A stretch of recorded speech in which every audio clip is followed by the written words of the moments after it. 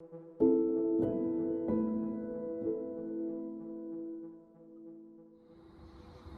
name is Charrisse, and I'm a survivor of domestic violence.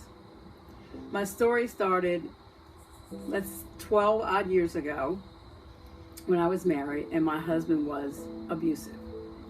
Not in the sense of physical abuse, pushing, shoving, hitting, which some people think is the only form of domestic violence that there is, but there was mental abuse, verbal abuse, financial abuse, which a lot of people don't talk about, that I went through. And there came a point in time where I had to give myself permission to exit my marriage and to heal myself.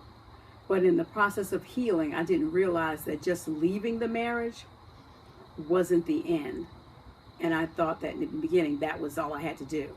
It has taken me probably this 12 years to realize that healing is ongoing and it's a process and it doesn't stop. It's day by day, it's moment by moment, it's second by second. In this part of my journey, I am now in a place where I'm actually embracing some Eastern philosophies, where I actually am a follower of Tai Chi. I actually missed a class because of the shoot today, but that's okay. I am also studying crystal healing. I am also looking at understanding the chakra practices. So in conjunction with my Western belief system, which is rooted in the church and Christianity and all those things. And it took me a while not to feel like I was in conflict, but to embrace that, because the Bible says we perish for lack of knowledge.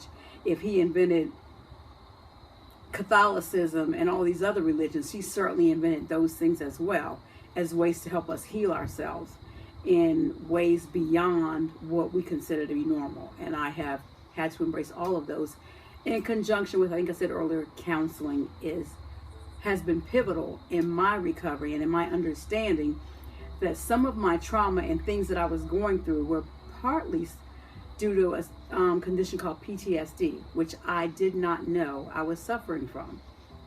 I would take things that would happen that were, whether it was a person, place, or thing, and put them on what I would call my virtual closet of stuff that happens in life, and just try to move on. And I would overload myself with, extracurricular activities. My daughter had things to do. I was in this club. I was on that committee. I was always had some place to go to.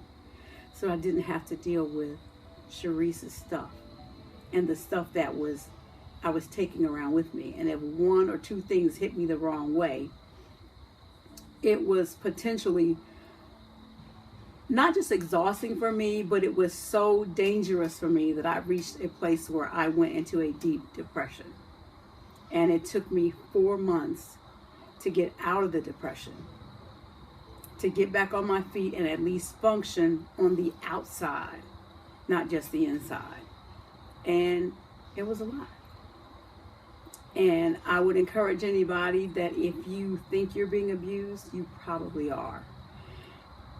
If you want to know how to get out, partner with a friend or a trusted family member and make an escape route. Don't silence your inner voice.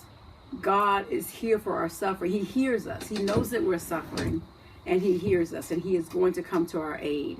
And it's okay to say I'm hurting. And what I look like on the outside is not necessarily reflective of how I feel on the inside. And we all say that. And people say, how you doing? We go fine. But we're really not fine. Because we come from a place of, in our society right now, postmodernism, where everything is me, I. It's all about the individual, and there's no collective. There's no community involvement. We talk about giving back, but some of us really don't give back. We talk about, it takes a village, but are you part of the village? Or are you just on the outside looking in, being a spectator? Those are the things that I take issue with. If we want to help someone, help someone. Raw Beauty has been empowering. It's been embracing.